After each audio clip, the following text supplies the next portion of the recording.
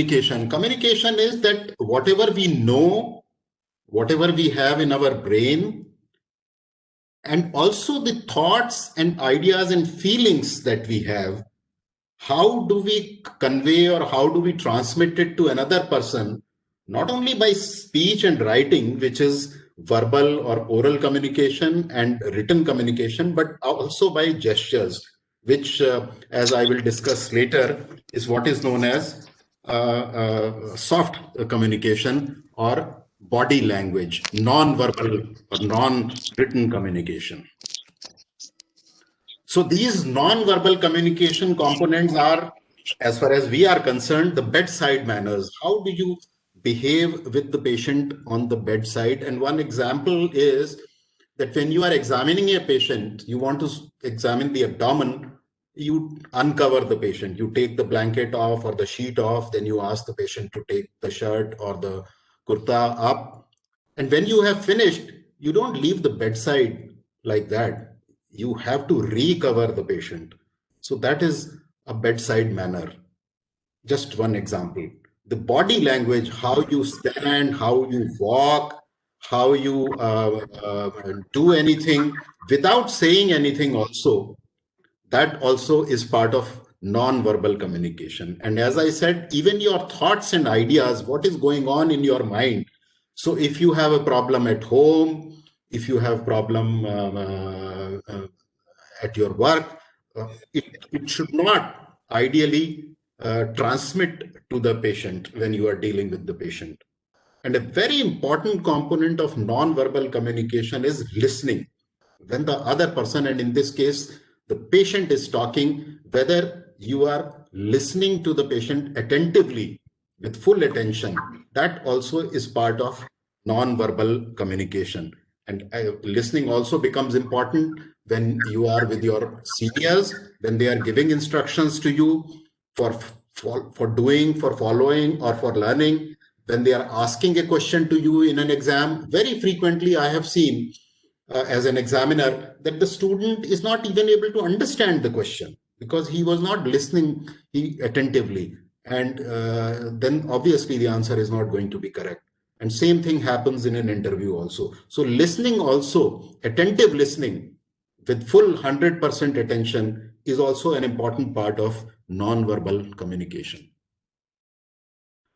So look at this lady. She has spent $200, 100 each for her and her husband to buy the tickets for this opera. But he's dozing off in between because obviously it doesn't interest him. He's not interested.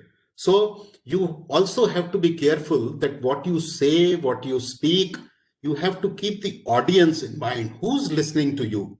And I'll give you an example. Suppose there is a conference of the coolies of Indian Railway, and you go and talk there about a system by which heavy luggage can be transferred from the train to outside.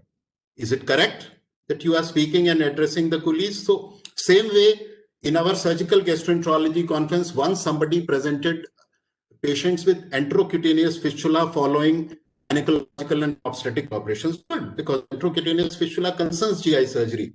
But there is no need to give the details of the obstetric or the gynecological procedure because you are addressing GI surgeons. The same lecture, when you present in a gynecology meeting, then your content has to be different. So you have to look at the audience, and in your case, you have to look at the educational status, the socio-economic status, the understanding level of the patient before you start talking to the patient, either for taking a history or for counseling or for taking a consent. So you have to tailor make your communication depending on who the patient or the relatives is. So this is one example. The doctor asked the patient to bring a sample of the stool, and the patient was a carpenter. He brought a sample of the stool in that bottle. So it also depends that what language, what terms you use. What stool means to us doesn't necessarily mean stool to everyone. This is just a very gross example, but there are so many such examples where what is true for us may not be true for the other. And this holds true for acronyms. when we use acronyms in our specialty, we may understand, but somebody else in another specialty may not understand it, even in medicine. So one has to be very careful in using terms and phrases. This is a real picture where you can see my name here, VK Kapoor, and there is only one person in the audience. This is a morning session where we are conducting the session. So sometimes it happens that, and he also is the organizing committee chairman. So sometimes it happens, but we wanted to stick to time, so we started. But whatever may be the situation, you must try to give your best. Don't think if I had thought that there is no audience and I can speak whatever I want, I'm losing an opportunity to practice speaking. So whatever may be the opportunity, you should try to put in your best, because every effort, everything you do is a rehearsal for the next, and you will improve. Also, you have to be aware of the social and especially religious. Now, this is an email which I did receive. So they said, Happy Muharram. Now, those who know a little bit about Islamic religion, Muharram is not an occasion to be happy. It's a day of mourning. But as a routine, just as they would send a Happy Diwali, Happy Holi, Happy Eid message, they sent a Happy Muharram message. So you have to be careful when doing something. And if you are not sure, try to avoid such blunders, such mistakes. So just another example of how to modulate your presentation. Now, you can present a case when you are discussing it as if it is a exam-oriented case discussion, where the aim is to make a diagnosis and how to investigate and how to manage. That presentation of the case is different from a bedside presentation, which you are doing to your consultant the day after the patient has been admitted, where the target of the presentation or the aim of the presentation is, how do we go about managing this patient? So there you don't hide anything, you disclose everything so that the consultant can make a decision about the management. So same patient, when you are presenting in the seminar room as a case presentation, as a preparation for exam, the presentation is different, and the same patient when you are presenting in the ward round for management of the patient, it is different. So in the first case, you are the prime beneficiary as a student. In the second case, the patient has to be the prime beneficiary as the patient. So communication, as Dr. Amita said, as a doctor, our most important communication is with the patients and relatives, but communication with colleagues, seniors, peers, and juniors, communication with other departments, consultations is very, very important part of communication. How we communicate with the paramedical staff, because they are the ones who execute what you say, what you order, giving drugs, giving fluids, removing tubes, taking patient from one place to another. Even a safai wala is important. And then in our setup, I would very briefly touch on this, politicians and bureaucrats, how to talk to industry, and of course, scientific communication, how you present a case, how you present a seminar, how you present a journal club in your departmental meeting, how you present a CGR in an institutional meeting, and then when you go to conferences, how to make a paper presentation. That, of course, I'm not going to cover in great detail today, because that's a separate topic in itself. And briefly, I will touch on your own family, how to communicate with them also. So as far as communicating with patients is concerned, these are an absolute no-no. You should not be doing any one of these things. And some of these are like, even if the patient is a poor farmer from a village who's totally uneducated, who doesn't understand even one word of what you are saying, even if I tell him कि तुम्हारे gallbladder या तुम्हारे पित्त की थैली में पथरी है, he doesn't even know what gallbladder is or पित्त की थैली is, where it is. It doesn't mean that I insult him. Don't be judgmental. I have seen, heard this lot of doctors saying, अरे ये तो वहां से आया है a particular place और इसका तो ये अभी देखो 100 प्रॉब्लम अपनी बताएगा, उसमें से एक भी जेन्युइन नहीं होगी. So don't be judgmental. Don't take people as if they are going to behave in a certain way. And obviously, don't be rude. A doctor should never speak loudly. You should never shout. The only situation where I tell my residents that you can shout or you can run in the hospital is if there is a cardiac arrest. There is no other situation where you should either be shouting or running in the hospital.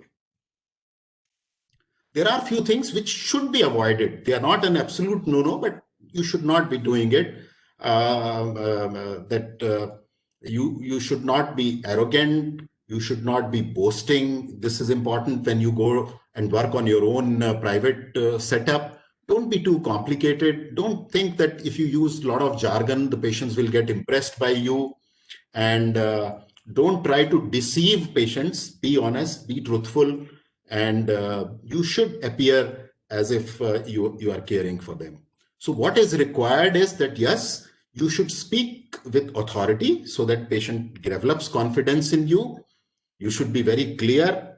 You should show compassion. The patient should feel that you are caring for him or her. Decorum has to be maintained. Empathy. Empathy is a very important component of these soft skills.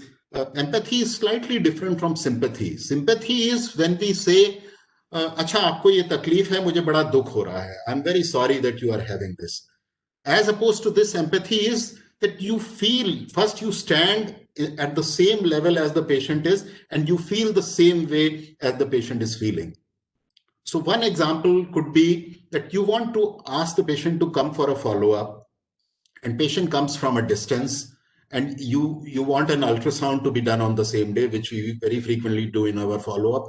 Now, if I don't take care of this, the patient comes, gets an ultrasound, but ultrasound report he gets at 4 o'clock. So that day his OPD appointment goes waste. So I need to make sure that all this problem is taken care. So you have to put yourself in patient's position for that moment and think and behave the same way. And that is what is empathy. Of course, warmth, courtesy, these are basic things which patients expect from us. And let me tell you that in the long run, many of these positive habits, if you develop, they will definitely help you if you are working in a salaried job to get name, and if you are working in a corporate sector to get more patients and generate more revenue. Then comes that you communicate with your seniors, with your consultants when you are presenting cases, either in the OPD or during the ward rounds. So again, you should not be ambiguous. It should not appear as if you are not organized. You should not appear confused. You should not be vague. And verbose means that you use a lot of words, but they have no meaning or very little message to be conveyed. On the other hand, you should be very clear, but at the same time, use minimum number of words. Be consistent. Consistent means that what you say today, you say that tomorrow also. So you can't say that today you say that the patient's chest X-ray was normal, and tomorrow when I come for ward rounds, you say, no, it shows a patch of consolidation. You should be focused to the problem which you are dealing with. You should be very well organized. Your presentation should be systematic, and it should be true. I have said true as opposed to correct. You need not always be correct, but you should be true. You should not be telling a lie. If you don't know something, say I don't know. If you don't have some information, if you haven't collected a report, say I haven't collected it, but don't give a false or a fake or an imagined report ever. Now, this is what happens in a restaurant. I'm sure all of you have gone to restaurants which offer fine dining. So the waiter or the waitress comes, you give an order, and almost always you would see that once you have finished giving an order, the waiter repeats the order just to confirm it. But we never do it on ward rounds. And that does create problem. So make sure that whatever instructions the consultants are giving, you note down, listen to them, note them down properly. And then if it is an important, invasive thing to be done, reconfirm with your consultant if you have any doubt that is this what is to be done. And there are n number of examples where we wanted to do something and something else was done. So that should not happen. Again, a few things which I personally tell my residents, that when you are at the bedside of the patient, don't use words like pus, complication, death, or cancer. Use the corresponding medical terminology so that the patient doesn't unnecessarily get frightened. It's not good to ask in front of the patient who's going to go for, say, a procedure like endoscopic papillotomy, and ask how common is bleed as one of the complications of papillotomy in front of the patient. And then similarly, when you have a patient like this, you make a comment. We had a similar patient in the other unit last month, and this really happened, and he died after this operation. One of the residents said this in front of the patient who has had that operation. So if you have any doubts, any uncertainties, any questions, concerns in your mind, do it before you enter the cubicle of the patient, or in between two patients, or after the round, not in front of the patient, because what we are doing as a theoretical discussion, patient may think it applies to him or her. For example, when we discuss a patient with tuberculosis, cancer comes as a differential diagnosis. The moment you mention the word cancer for your academic discussion in front of the patient, that word goes into his mind. He's always worried that, am I suffering from cancer?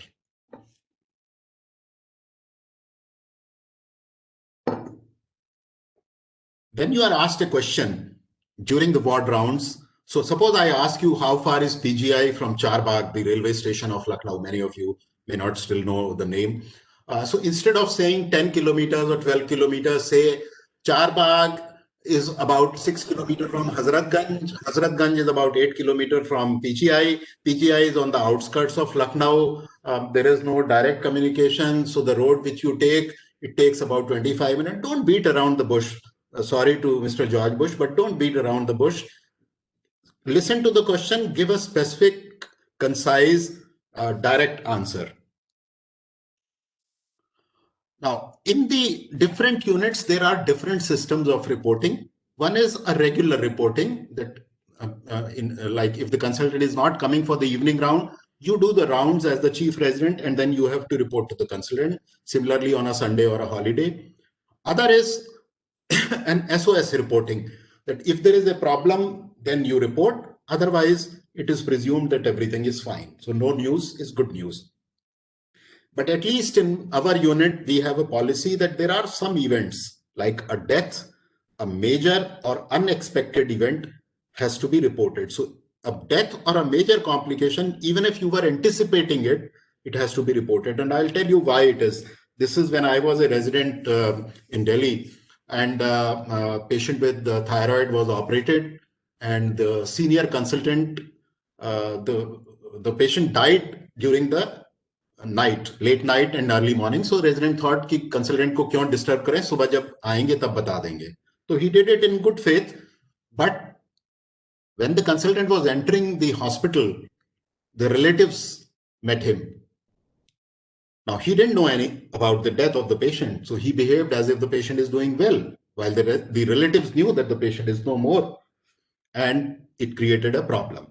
So a major event like death or a major complication which you were not expecting, or even if they were expected to happen, the consultant must be informed so that he or she knows about it. And of course, any unexpected event has to be informed. So it is our policy in our unit that even if it is 2 a.m., the resident can call any one of us. Be careful on that, because not all consultants may like that. Now, as I said, interdepartmental communication in the form of a consultation is important, because in our institute, the large majority of patients have multiple problems and they need opinion from other specialists. So when you receive a consultation, you must acknowledge it, that you have received it. You must present it to your senior, either senior resident or consultant, as soon as it is required, depending on elective or emergency. You must document it. And very importantly, not just one consultation, you must follow up to see what happened to that patient.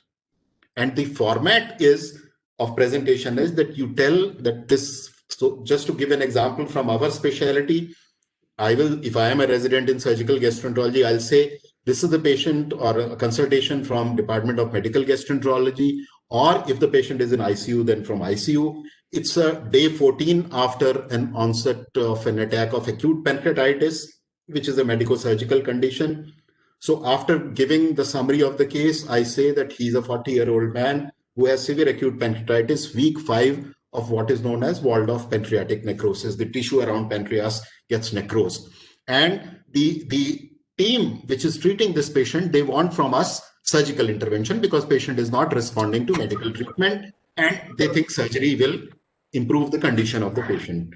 Then I tell my consultant that these are the CT findings, but these are the other factors. So patient has multiple risk factors. He's a patient with chronic kidney disease. He's hypertensive. He probably has some coronary artery problem also. He's a diabetic. And the current issue is that even after they have done a percutaneous catheter placement, the sepsis is continuing and they want possible surgical intervention. At the same time, I tell my consultant that in my opinion, this patient has a very poor nutritional status. His serum albumin is 2.8. So I don't think he is a candidate for surgery. And I think he should be advised further radiological guided percutaneous drainage. So that is how you handle a consultation to your consultant. And documentation, when you write, you should write what time you received, when did you see, so that there's no undue delay. Who has seen it? So your name, but on behalf of whom? So if that consultant wants to talk to the consultant in surgery, he or she should know who is the consultant in surgery to talk to. And what is your evaluation? You should summarize your assessment, what advice your consultant gave, what further investigations, what treatment. You must sign and you must put your phone number. So in our hospital, the CUG number, so that the resident, if he has any doubt, if he wants any further clarification, can call you. If you do all these things, a lot of your time and a lot of the other team's time will be saved. And ultimately, it will be the patient who benefits. So consultation handling and consultation response is very, very important part of patient-related interdepartmental communication. Try to avoid small talk when you are in the hospital. We all do that, especially when we are doing something which goes for some time, and it does happen in the theater. Small talk means anything unrelated to what you are doing. And it can cause problem. For example, in this plane crash, it was found by the black box review that when the plane crashed, the pilots were talking about corona and COVID. Agreed, it was a new thing at that time. They were worried, but that was not as important as what they were doing, that is flying the plane. Of course, if you are a surgical resident, be careful that while you are looking at the monitor, somebody is watching. So that's me standing. They didn't know that I am standing here. So if they're doing any small talk, I would listen to it, and it may be even something against me. So be careful. But ideally, you should not be doing any small talk when you're doing any patient-related activity. Now we are in the era of new normal. Like today, all of you are connected to me, and I'm connected to you online. So that's the new normal, and we all have to learn the tricks. You saw how I fumbled with this new platform because I have never used it earlier. So we have to be tech savvy. And it should not be that we don't know about the new technology and then we do something like this. So you have to be careful, because the moment you share your screen, whatever is on your screen is seen by everybody. So if you have put your personal files on the desktop, somebody will see it. So income tax return, visit to Australia, presentation here, presentation there, everybody will see what is on your desktop. So be very, very careful. This is like exposing yourself in public, which you unintentionally do. At the same time, you have to make sure that your online manners are appropriate. Before you log in, or as soon as you log in, make sure that your camera and your microphone is on only when it is required to be, not other times. Otherwise, everybody will see. And there was this video, I wanted to show it, but it would have probably become unparliamentary. There was this lady who was attending a Zoom meeting with the office. And as we always do in a Zoom meeting, we dress only the upper half of the body. And she was beautifully dressed in the upper half. But in between, probably something happened with her child, and she stood up to look after her, him or her. And everybody saw how she was dressed in the lower half of the body. So we have to learn these manners and etiquettes very well. I was referring to the terms, so acronyms are very dangerous. And this is one real life example. This was a senior cardiologist, a Padma Shri awardee, who was questioned by the National Investigating Agency because he had conveyed a WhatsApp message which said INR 2.578 to a suspected terrorist. And they thought that they were talking of 2 crore 78 lakh rupees, whereas it was INR, International Normalized Ratio, a part of PT assessment, prothrombin time assessment, because that person was his patient on follow-up. So be very careful. And things like this, I'm sure those who are not in GI related specialties will not understand. What it stands for is gallbladder cancer, stage 3, status extended cholecystectomy, no symptoms, clinical examination, no abnormality detected, investigation within normal limits, case seen by professor. This is a new acronym I learned that day. Follow up after 6 weeks with LFT and ultrasound. So yes, I can understand it. Maybe GI surgery residents can understand it, but I'm sure a neurology resident will not be able to make out anything out of this. Towards your seniors, there is a very thin line. You should not be crossing it. So there is a difference between a discussion, which is an academic, scientific discussion versus argument. There is a difference between sycophancy and loyalty. And there is a difference between being intelligent versus clever. These are very subtle differences, but we should be careful about it. Again, as far as I'm concerned, this may not be true with everyone. I would want all my residents at least not only to be with brain, but with spine and guts also. Spine means that they should be able to stand tall in front of anyone, and they should have guts to say what they think is correct. So if I'm doing something wrong, if I'm saying something wrong, they should have the spine and guts. I know that they have better brains than me because they read more than I do, but they should have the courage and strength to stand up and say, no, Dr. Kapoor, what you are saying is not correct. This is what the recent literature says. So that is what I personally want. But again, be careful on that regard. Assess your local situation and then show how much spine and guts you have. You have to be you have to learn how to communicate in email also. So this email I frequently receive from students because and normally whenever I do a presentation, I always offer to the students that if you want some literature related to this, which I have published, send me an email, I'll send you that. So after every presentation, I send about 30-40 students a copy of my chapter or book or leading article. Unfortunately, very few of them respond, which is also not correct. There is a very senior colleague of mine. He is the chief of GI surgery in All India Institute of Medical Sciences, Dr. Piyush Sani. And one thing which I have learned from him, that every mail he receives, he responds. So that's one basic, it's a courtesy. If you are walking on the road, somebody says hello, namaste, hi to you, you do respond. Same way, every mail must be responded. So I'm saying this because when I send these mails with my chapter or book, I receive very few email responses saying thanks. And sometimes I receive responses like best wishes also. Best wishes are what you give to your younger colleagues, not to a senior colleague. So you have to learn the manners of email communication also.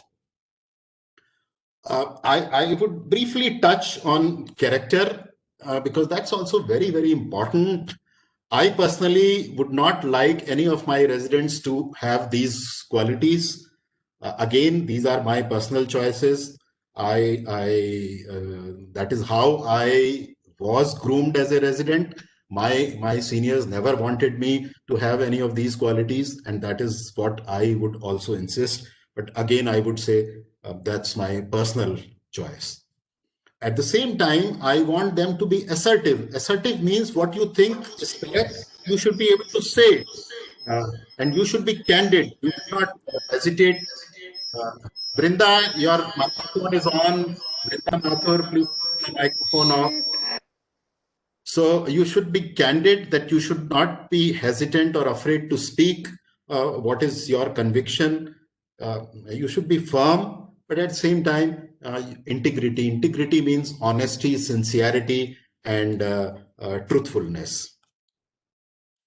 Very important to how you communicate with your subordinates also. I'm sure many of you must have watched this movie, Munna Bhai. One lesson which I learned from this movie was how to behave with your subordinates. They are also your colleagues. They may not be as well educated, they may not be as well placed, they may be even younger in age than you, but you must behave with them as you would like people to behave with you. And I personally feel that I would respect a person who can speak strongly, loudly to a senior rather than shout at a junior. At a junior person, at a younger person, at a person who's placed below us, it's very easy for us to shout at him. But if we have the strength and courage, we should be able to shout at a person who's above us if he is wrong. That most of us are not able to do. So please treat your subordinates also with the same respect as you would like to be treated. Few words about language. That's another topic for a separate lecture. In Amita, how much time do I have? You are there till 4 o'clock. If you wanted to take some questions, you can leave 10 minutes. We still have about 18 minutes. So we can go on for another 8 minutes and then we can have questions. Okay. Thank you. So, I know that English is not our mother tongue. Many of us have not been educated in English medium schools. Even I was not educated in an English medium school. I remember when I was in class 8, I went to a boarding school on a government scholarship. Till that time, I had studied in Hindi medium schools, and I stood up and asked some question, and everyone in the class laughed at me. So we all have that deficit, most of us. But at the same time, once we enter the medical profession, we have to learn the language, because that, right or wrong, is the language of communication, is nationally as well as internationally. So pronunciation, grammar, spelling, they are all very important. Just a few examples related to medicine. There is a difference between reflex and reflux.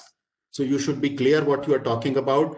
And this happens that there are certain parts, like in Western UP, when you want to say dawn, they always say dawn. So if you want to say non-diabetic, the student kept saying non-diabetic, whereas actually he meant was non-diabetic. So we have to be clear in our pronunciation. Another example of the vagaries of English language, if you put the word only in a sentence, the meaning changes depending on where you put only. If you put it in the beginning, then it means that only I kissed her in the train yesterday, no one else kissed. If you put it in the end, it becomes that I kissed her yesterday only and did not wait for today. And every place gives a different meaning to the sentence. Punctuation also is very important. How to use these punctuations and the other components of English grammar, spelling also is very important. And you must spell check, but spell check with the computer sometimes create problems. I know that one of my abstracts, when I did the spell check, the computer changed the tumor from resectable to respectable, which obviously it is not. So one has to be very careful, and we have to do a manual spell check also. As far as medical records communication is concerned, again, as I said in the beginning, that's a separate topic in itself. Maybe I will cover it in another 01 course, but this must be avoided. This is from our own hospital. Now, I don't know which Sunil is this, what is the patient's ID, when was this test done? So this must be avoided. Every document related to the patient must be identifiable if it comes out of the file. So if it is lying on the counter, everyone should be able to make out which patient this document belongs to and which date that note is from. Also, just one more thing about the medical record documentation. I know that 99.9% of the residents in our institute, in our hospital, are very sincere, very hardworking. They work 25 hours a day. But what you do, you are doing to help and save the patient. But how you communicate with the patient and relatives, especially if things go wrong, avoids a litigation. Now, it's not very important here in an institution because there is an institutional umbrella protecting all of us. But tomorrow, when you go out and work on your own, it will become very important. So if you communicate well with your patient and relatives, even if things go wrong, very little chance that there will be a medical legal case against you. But even if there is a medical legal case, what saves you is what you document. So everything you do, everything you think, every decision, every discussion must be documented with date, time, and signature. And that is what will protect you. So you keep doing what you are doing to save and help the patient, which means work hard. But at the same time, more so when you go out, document. And here you do it for our sake, because ultimately we are responsible legally for what is done to the patient. Just one slide about scientific communication. Again, maybe I'll cover this in another lecture. We all use slides, but don't use slides as clutches. Use them as a walking stick so that it gives you grace. It makes your presentation listenable, and the audience listens to you with attention. Your appearance is very important. Now, if I have to go, say, to Varanasi or Hardwar or Bodh Gaya to perform the last rites of my grandfather who died last week. And when I reach there, I ask ki Pandit Dinanath kahan hai? And somebody directs me to this room where I find this gentleman. Do you think I will think that he is a Pandit Dinanath who will do the last rites? No, because the image we have in our mind of a Pandit is this. So your appearance is very important. The patients, the relatives, the lay public has an image of a doctor in their mind, that it will be a person who is well groomed, well dressed, behaves in a particular way, and that we have to fulfill. That is very important. You won't go to a beach in a suit, although I must admit I have been to a beach in a suit. There was this meeting in Miami. I was all alone. My family was not there. And this was my first visit to Miami. The hotel where the meeting was being held was on the sea beach only. So I thought I might as well go there and have a look. And I went there and people started looking at me with staring eyes, and immediately I came back. And now, same way, a lady would not go into the swimming pool in a sari unless you are doing a modeling for a sari business. So same way, you don't come to the hospital in an attire which is suitable for a gym or a outing or a movie hall or a mall. So it's very important, and my colleague who's going to talk after me, Dr. Anu, is very particular about this, that residents, and for that matter, everyone, all doctors, must be appropriately dressed for a hospital appearance. And this is an example from the day before yesterday convocation. Again, communication is very, very important. Look at some of the pictures which some students provided for this occasion. That's not done. You know that this picture is going to be projected during the convocation. You should provide a formal picture rather than sending a casual photograph, which may be all right for a social media post. So every step you take, everything you do, every way you behave is important, because you are not like other people. You are a doctor, and now you are going to be a specialist, a super specialist. Just a word about gender. When I logged in, I saw that out of about 30, about 10 were female sounding names. So, but still medicine remains a boys' club. There is a lot of work-life imbalance as far as female doctors are concerned. Not in our institute, but elsewhere, there is a little bit of exploitation also. There are issues of privacy. There are no separate areas for female residents or even female consultants in some areas.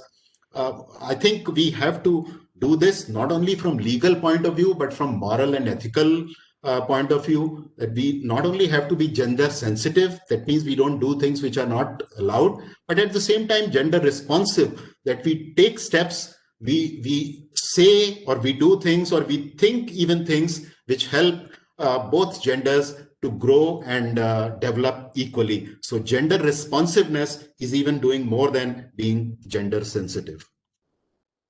Last, as I said, your family is also important. Your own self is important, but your family is important. So if you're not married, your parents, if you are married, then not only your parents, but your spouse, your kids, we all do this, that we dedicate ourselves. All of us have done that when we were residents, so much to our work, to our profession, to our career, that we forget the families. But we should not do that. We should, and just one example I will give. So if you are married and your boss was not happy with you, or your patient did not do well, or you had a problem, or you were in theater for a long time, when you reach home, don't start shouting at your spouse. Don't misbehave with him or her.